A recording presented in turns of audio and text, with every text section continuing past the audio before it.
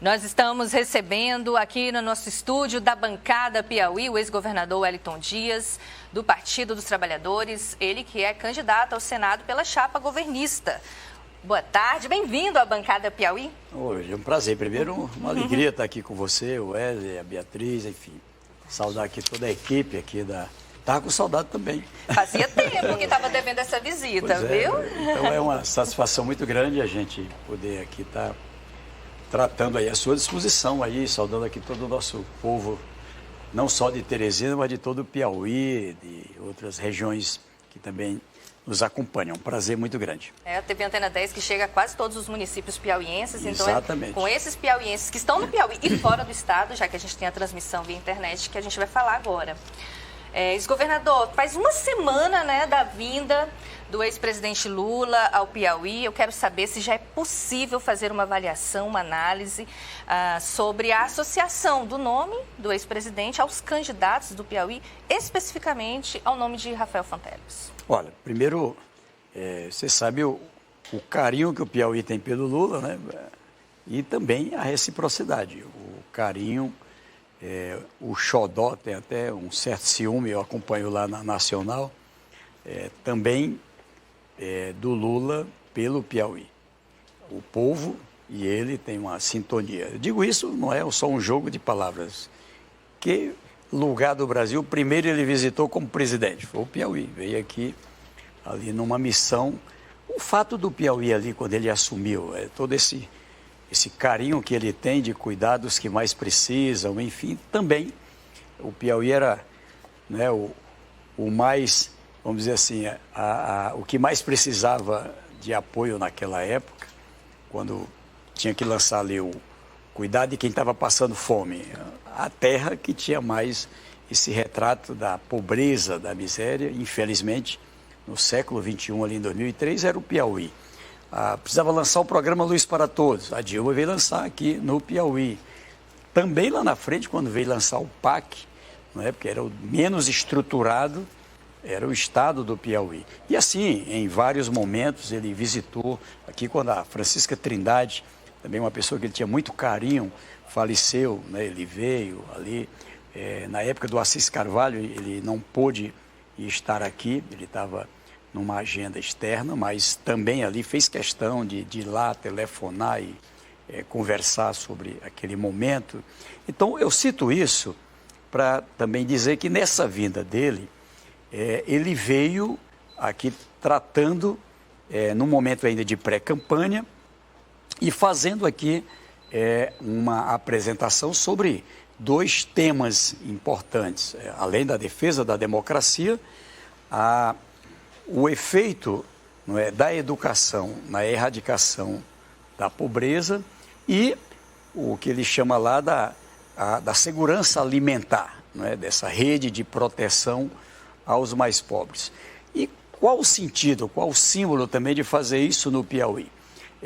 Primeiro, aqui a gente era o estado mais pobre do Brasil, quando ele lançou o Fome Zero, o programa de erradicação da pobreza, e Guaribas era a cidade mais pobre do Brasil. Então, a presença ali do Yuri, né, uma criança da nova, um adolescente já quase 13 anos, né, da nova geração, a presença da Luciana ali, uma pessoa também que estudou em Guaribas, ela mora na comunidade Baixão, filha de agricultor, e que assim trabalha na roça, e ali poder, não é, ter ali a condição de estudar, que não tinha lá, foi implantado ali quando o Lula assumiu, nós aqui também, o ensino médio, a implantação do ensino técnico. Ela fez o ensino técnico e deu a ela o primeiro emprego da vida dela, trabalhando lá numa escola municipal, e agora fazendo bacharelado em administração, aonde? Em Guaribas,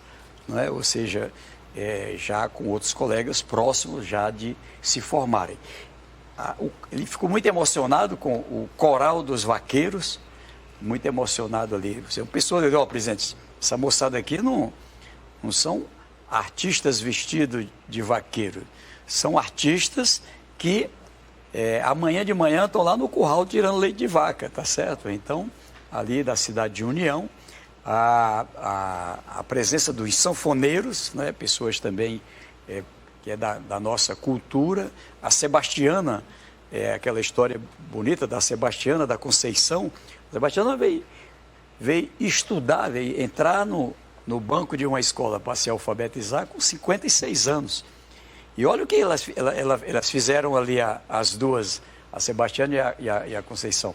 Prosseguiram nos estudos, foi ali no segundo mandato meu e do Lula, e agora compositoras fizeram uma música que apresentaram para o presidente. Aquela música foram elas que escreveram, né? Então, esse sentimento, ele ficou muito emocionado com a bandeira do Brasil, do Piauí, enfim. Então, mas assim, o que ele disse aqui de destacado, e eu não posso deixar de mencionar, além do compromisso com, vai continuar, o presidente Bolsonaro lançou aí esse aumento agora, véspera da eleição, mesmo depois de ter ficado um período ali, ele propôs R$200 de auxílio, do Auxílio Brasil, que quando chegou lá no Congresso, o Congresso foi que levantou e ele queria no máximo para 400, agora ele aprovou em 600. Mas quando chegou lá no final de 2021, em plena pandemia, acabou, ficou lá um período sem o recebimento, não é? E ali em 2021, e foi aí uma luta do Congresso para poder voltar novamente. O que o presidente Lula se comprometeu nessa vinda ao Piauí para o Brasil? De um lado, o olhar para a família.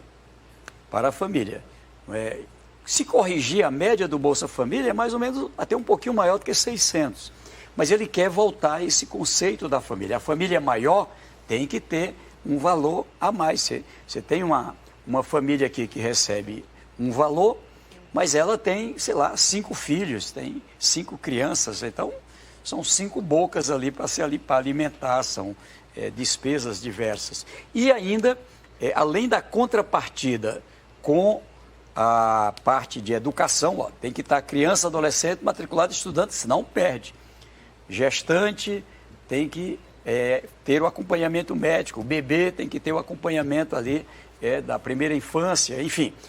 E ele acrescentou uma coisa que passou até meio desapercebida, mas na fala dele, olha, nós estamos querendo uma pactuação, um entendimento, um acordo entre o poder público, município, estado, governo federal, e ele disse que vai chamar inclusive o setor privado, para que com cada família se tenha ali um plano para tirar da dependência da transferência de renda. Não pense que alguém que recebe R$600 quer viver com R$600. Não, eu quero ganhar salário mínimo, 2 salários mínimos, eu quero ir para a classe média.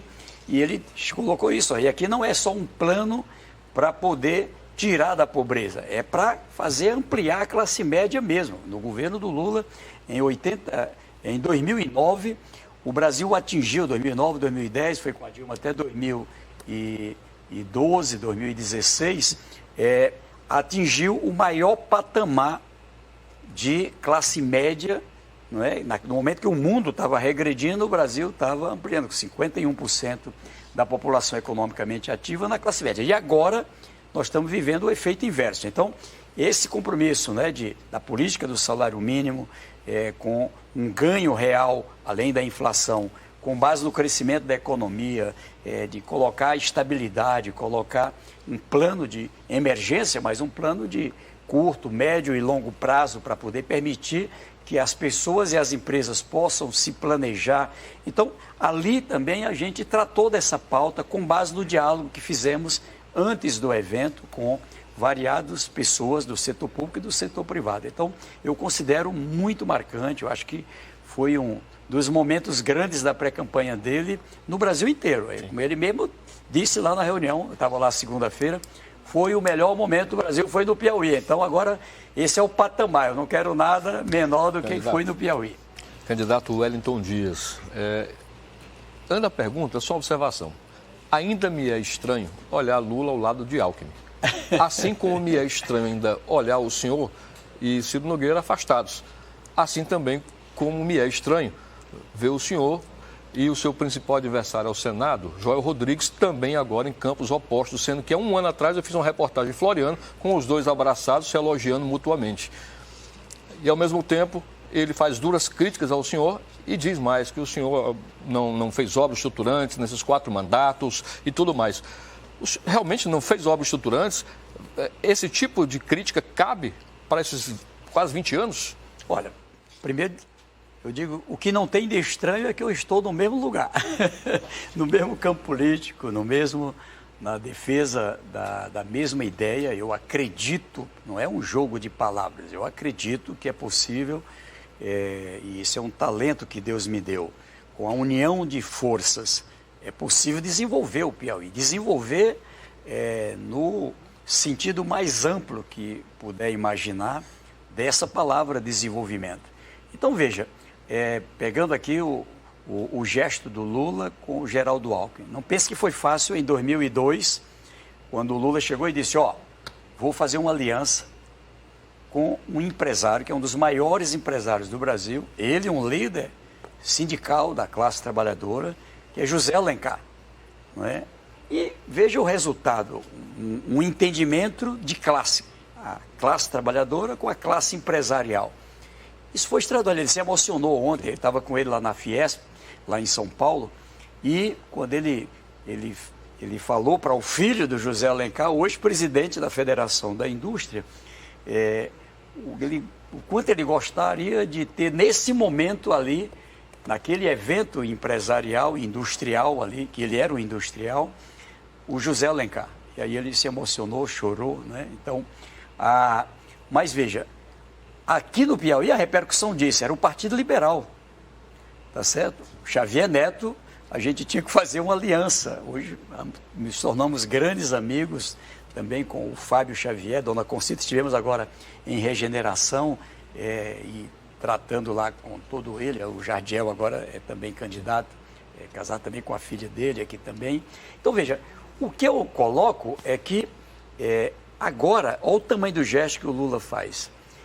Esse homem, como eu disse, que já viveu, assim, ele foi visitar agora em Pernambuco a casinha, fizeram um protótipo do que era a casa onde ele foi criado. Uma casinha de taipa, não é, dessas que era muito comum no Brasil e também no Piauí. E de lá vai para São Paulo de Pau de Arara, sofre muito, mora em lugar com enchente, enfim. Ou seja, Deus, eu sempre digo, tem seus propósitos em tudo. E faz da escola da vida a preparação daquele homem, depois metalúrgico, depois um líder destacado, organiza o Partido dos Trabalhadores e se torna presidente do Brasil. José Alencar, com uma história belíssima também, se torna presidente da Federação da Indústria Mineira, da Confederação, e fizeram um mandato que eu vou dizer apenas assim, que é presidente do mundo, não é só do Brasil. Terminou o mandato, depois de 2 mandatos, com 87% de aprovação. Lula, 87% da população. De cada 100 brasileiros, 87 considerou aprovado, ótimo, bom, enfim, o mandato dele. Então, esse homem agora, depois de tudo, muita injustiça fizeram com ele, ele não precisava ser candidato, ele ali, para poder tirar ele da eleição de 2018, não é? Criaram agora a declaração do presidente Michel Temer. Sim. A presidenta Dilma não cometeu crime, foi uma decisão política. Mas na época o que se vendeu é que tinha um crime, tá certo? Então, ali você tem uma situação em que, que aliás eu até falei para a presidenta Dilma, eu acho que é um gesto do presidente Michel Temer, importante para ela na minha visão. E lhe digo assim, neste momento, não que viram que não ia dar resultado, porque mesmo que afastassem ela, ele seria candidato e venceria, provavelmente as eleições, resolvem abrir um processo para impedir, tirar o direito dele de ser candidato. Mais do que isso, tem que botar na prisão, porque senão não vai ter jeito. Se esse homem estiver solto, não vai ter jeito. Hoje já se sabe, que foi toda uma armação para tirá-lo da eleição. Quem está hoje no banco dos réus é Sérgio Moro, é Dallagnol, enfim, aqueles que fizeram isso, e muita mais coisa ainda vai ser revelado, na minha opinião. Então, esse homem, o que é que ele faz? Depois de ficar 584 dias privado de liberdade, perdeu a esposa, não é? A dona Marisa, na época, morreu de desgosto, como a gente diz aqui no Nordeste. Não pôde o enterro do neto, não pôde o enterro do irmão, enfim. E o irmão queria levar o caixão para ver ele. Que maluquice. Não é? Eu quero ir ao velório, não é o meu irmão que morreu, que vem me visitar aqui no presídio. E esse homem vai na casa de Geraldo Alckmin, do PSDB, ainda no PSDB, partido que disputou a hegemonia no país com Fernando Henrique, com José Serra, enfim, com o próprio Geraldo Alckmin. Ele concorreu em 2006 e avaliam que a situação do Brasil é grave, fazem ali um entendimento de deixar de lado as diferenças, não é acabar a diferença, eles têm diferenças, têm pensamentos distintos. E ali se somam pelo Brasil. Como diz aí o slogan, vamos juntos pelo Brasil, nós temos que nos colocar à disposição do Brasil. Agora veja, dois líderes muito experientes. Qual é o problema do Brasil, que é que o povo brasileiro está dizendo nas pesquisas? O presidente atual é considerado uma pessoa despreparada. Olha o que aconteceu na reunião dos embaixadores, uma reunião internacional, o que acontece todo dia nos conflitos, não é? Criando tensão o tempo todo, um movimento, gerando um movimento, amanhã, um dia marcante, um movimento por democracia. Brasileiros, né, banqueiros, empresários, trabalhadores, intelectuais, gente que tem divergências gigantescas, assinando um manifesto por democracia. Nunca mais imaginei que a gente pudesse estar vivendo isso de novo. E ele, ao somar com esse gesto com o presidente Geraldo Alckmin, ele dá um sinal para o Brasil. E isso está permitindo que também nos estados outros líderes com diferenças se somem. É tanto que, fora da aliança, gente do MDB, são hoje já 13 estados que declaram e fazem a campanha com o Lula, do PSD, do União Brasil, pessoas do PDT, pessoas de vários lugares, de vários setores. Então, eu coloco assim, é um gesto muito grande. E o senador Ciro Nogueira, eleito aqui pelo time do povo, tomou uma decisão de sair. É uma decisão dele. O Joel, com quem tivemos uma relação intensa, resolveu tomar uma decisão de sair. Eu permaneço com os mesmos ideais, no mesmo time, grato ao povo que tem compreendido a importância. A palavra time do povo não é um jogo de palavras também. É um elo, é uma relação em que cada decisão que tomamos não pode ser pelo egoísmo de uma decisão individual. Ela tem que ser coletiva. Eu tenho aqui um elo com esses líderes que levam em conta isso e quero levar muito a sério. Por quê? Para um desenvolvimento cada vez maior do Piauí. Pré-candidato, já que estamos falando do Piauí, eu queria me voltar um pouco mais para o cenário eleitoral local. O PT, depois de muito tempo, vai enfrentar uma oposição que está bastante organizada. Eu diria que é uma eleição muito difícil, mas queria saber a sua análise em relação à eleição tanto para o cenário do Senado, avaliando a sua candidatura, quanto também para a eleição ao governo do estado, que tem aí como principal líder Rafael Fonteles, que também é um nome jovem, novo, mas que tem o desafio de se fazer conhecido, sobretudo nos municípios do Piauí. Beatriz, eu te agradeço. Assim, me permita só, eu pedi aqui o raciocínio, apenas só dizer que, nesse momento, qual é a diferença? Num momento dificílimo do Brasil, uma situação violenta, ou seja, de um lado a inflação cresce, a carestia, o preço das coisas sobe, e do outro lado a renda cai. A renda de pessoas físicas, pessoas jurídicas, pessoas, 78 milhões de pessoas endividadas, enfim. E duas pessoas experientes. Lula, que já foi presidente 2 vezes. A aprovação da pesquisa mostra que fez um bom mandato. Geraldo Alckmin, governador, 16 anos do estado de economia mais forte do Brasil. Então, não poderia ter uma seleção melhor. Se for prevalecer assim, fora do emocional, certamente é uma oposição grande. Olha, com relação ao que você coloca, a eleição, primeiro, ela tem a ver com a credibilidade, tem a ver com a relação que a gente tem com o povo.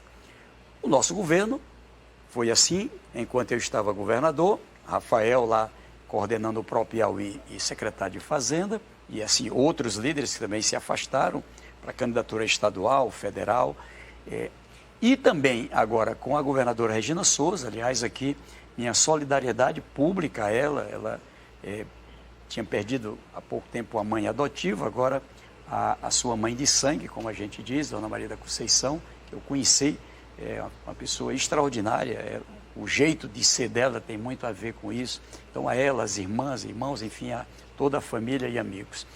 E a Regina fazendo o mandato. Então, há uma aprovação do mandato, aí em torno de 54%, 56%, mais ou menos 63% dos válidos, né, aprovam o mandato. Governo, quando você toca, é difícil, é impossível ser unanimidade, tem sempre os críticos, tanto pela disputa política, por outras razões até. E veja, do outro lado, o time.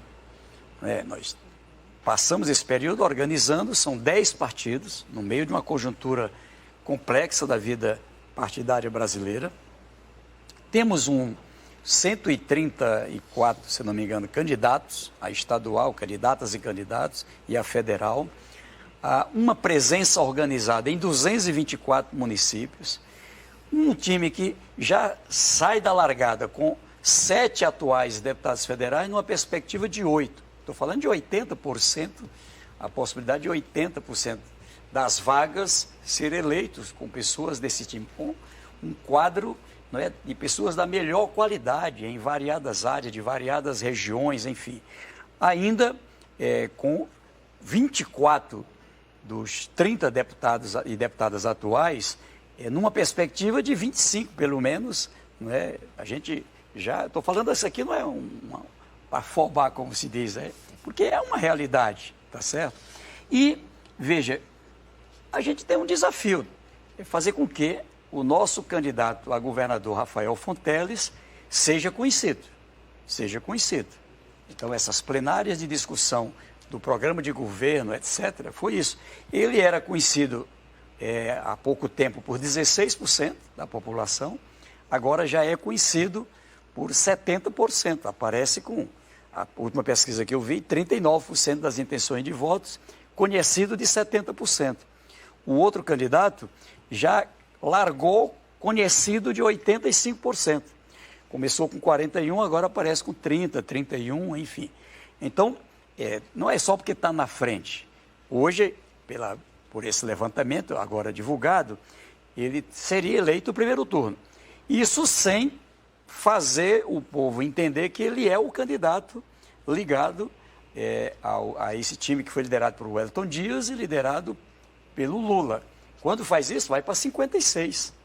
Então, o Lula se posiciona aí entre 70% a 75% das intenções de votos válidas. O meu nome aparece aí também nessa casa de 70% dos votos válidos, 67%, 70% das intenções de votos válidos. Então, quando a gente olha o quadro municipal, quando eu vejo às vezes as pesquisas, digo, peraí, mas qual é a cidade que tem uma pesquisa por município? Qual é o município que está dando essa diferença? Não apresenta, porque não tem. Quando a gente olha o quadro, a pesquisa feita em Floriano, tanto eu como o Rafael e o Lula aparecendo na frente.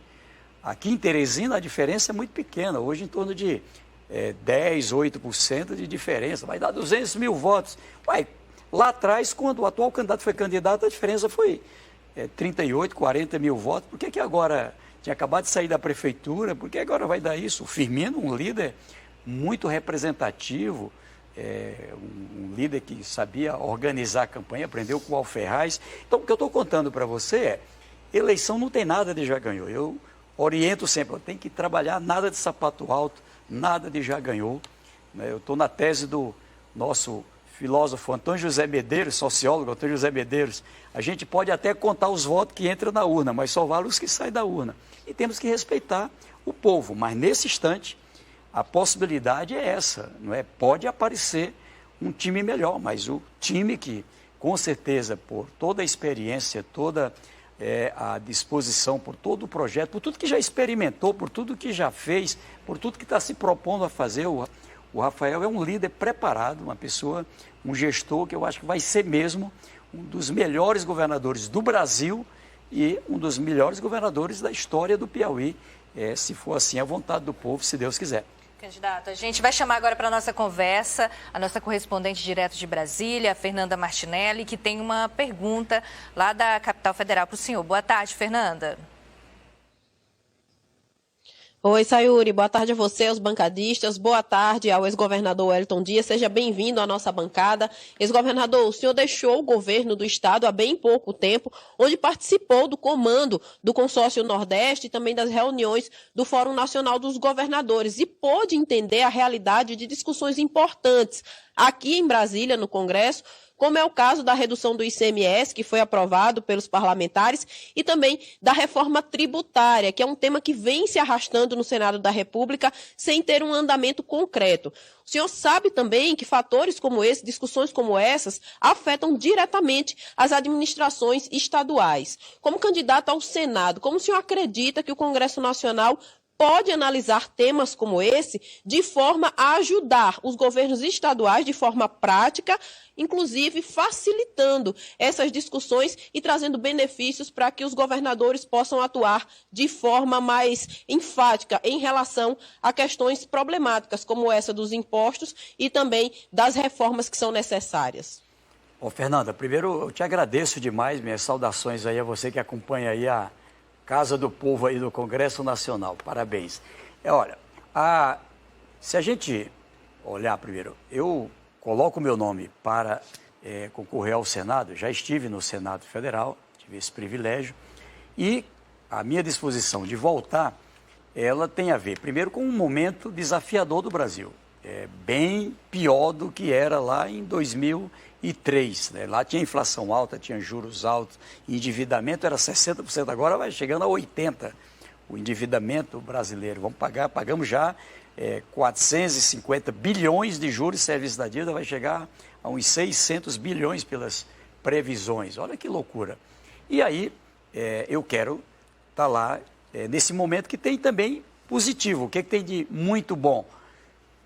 A volta da integração do poder central com o Piauí. Houve uma ruptura, porque era um governo seletivo. Quem é do meu lado tem, quem não é, não tem. Aqui eu tive que ir ao Supremo para poder liberar dinheiro para fazer estradas, calçamento, asfalto, educação. Tive que ir toda a vida para poder liberar uma coisa. Aqui a bancada federal, nunca aconteceu isso. Estava com um longo tempo aí em que a gente tinha acabado com essa coisa de um parlamentar bota um recurso, o outro vai lá para tirar o Hospital do Câncer, não é? O investimento do Hospital do Câncer de Teresina, uma crise que nós estamos vivendo nessa área de oncologia, isso é uma coisa maluca. Não é? Então, a gente poder ter essa integração. Está lá o senador Marcelo Castro, quero estar lá junto com ele, trabalhando para trazer coisas para o Piauí, independente de qualquer disputa. 224 municípios trabalhando lá, não é, para liberação daquilo que podemos trazer para o desenvolvimento do Piauí, seja para a educação, para o social, para a saúde, para a infraestrutura, para a economia, ou seja, o que eu puder ajudar lá, eu quero ajudar. Mas, paralelo, também discutir os temas do Brasil. O Senado é a casa da federação.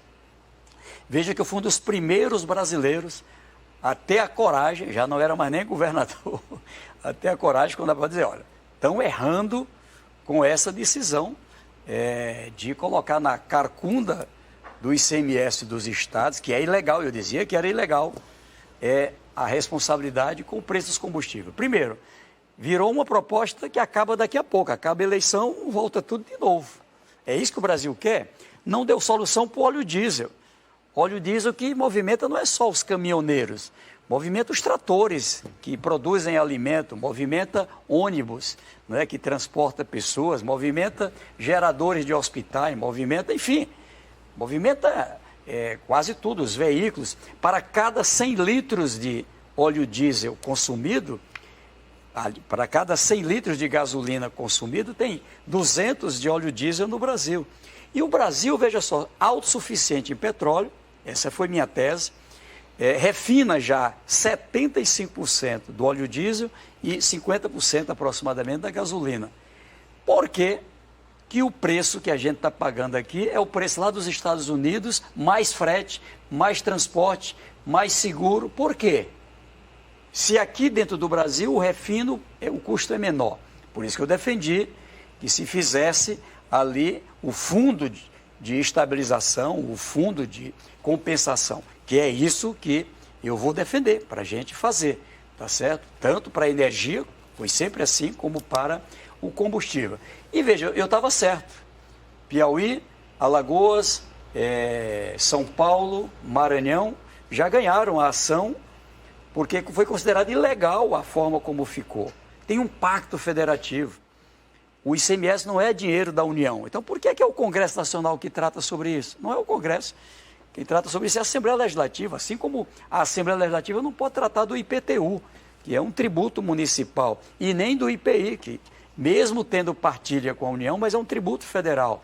Então, eu digo isso para mostrar as improvisações eleitoreiras que estão fazendo. É assim no auxílio alimentação que tiraram, passou um período, agora por força de pressão volta de novo, mas vai acabar daqui a pouco, né? Agora aqui o presidente, não botou no orçamento, que ele acabou de vetar algumas coisas, não está lá a previsão, ele está falando como se não fosse presidente. Como é que tu vai fazer? Então o presidente não botou lá na lei, não botou lá o compromisso. Então, o presidente Lula foi quem criou essa forma de proteção, por isso que ele vai fazer e vai cuidar sim dos preços, e não é só dos combustíveis. E aí tem razão a Fernanda. O caminho é a reforma tributária. O Lula falou ontem lá para os empresários. Ele lembrou que esteve na Federação da Indústria, teve na CNI, teve outras entidades, elaborou uma proposta que apresentou no seu primeiro mandato. Nós agora atualizamos essa proposta, está lá no Senado Federal. Quero pegá-la debaixo do braço, porque ela, sim, ela simplifica, ela pega 16 tributos e cria o imposto de valor agregado, né, o IVA federal, ou o IVA nacional, ou então um IVA federal com um IVA estadual e municipal, simplificando a vida tanto de quem cobra como de quem paga. Do outro lado, garantir isso que se quer, a redução, não é, da tributação sobre o consumo. E não é só sobre combustível e energia, sobre medicamento, sobre um conjunto de coisas que a gente consome. Agora, para isso também de forma clara, a nossa proposta lá foi implantar a tributação sobre lucro e dividendo para faixas acima de R$1 milhão. Ou seja, é o salário dos empreendedores. Alguém que ganha 10 mil já paga imposto de renda. Alguém que paga 15 mil paga uma montanha de dinheiro de imposto de renda. Que o Lula assumiu o compromisso, anunciou agora, de reajustar a tabela de isenção do imposto de renda que matou a classe média brasileira, empurrou muitos mesmo para a pobreza, tá certo? Então, ele vai fazer o reajustamento, assim como o salário congelado dos servidores federais. Aqui a gente deu reajuste, mas o federal não deu, né? Assim como a volta do reajuste do salário mínimo, que é referência para toda a massa salarial. Porque, de um lado, tem que controlar a inflação, mas baixar os juros, mas do outro lado também tem que fazer crescer a economia, crescer a renda.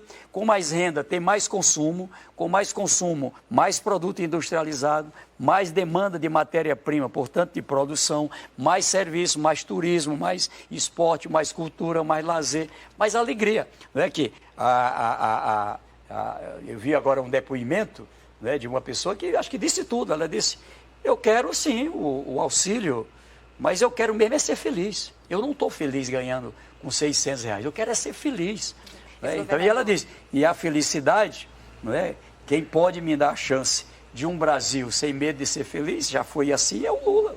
Então, ela disse de forma simples, não é? O que com certeza é o pensamento de muita gente. Então, nosso tempo, infelizmente, está estouradíssimo. Gostaria de agradecer a sua presença aqui na bancada. Fica o espaço aí para a próxima oportunidade. O convite já está feito para o senhor vir aqui. A gente tem uma programação especial das eleições de 2022 e a gente já está fazendo o convite para o senhor vir participar da sabatina. Com prazer, olha. Mas isso assim, olha, 2022 é isso. É Deus no comando, muito trabalho, nada de sapato alto. Não é? Vamos estar todo o time empenhado e, se Deus quiser, a partir do dia 16 a campanha, vamos ter aí a largada e dia 2 de outubro, se Deus quiser, sendo da vontade do povo, fazer essa vitória e a gente pronto para trabalhar. Eu acho que vai ser um ganho muito importante.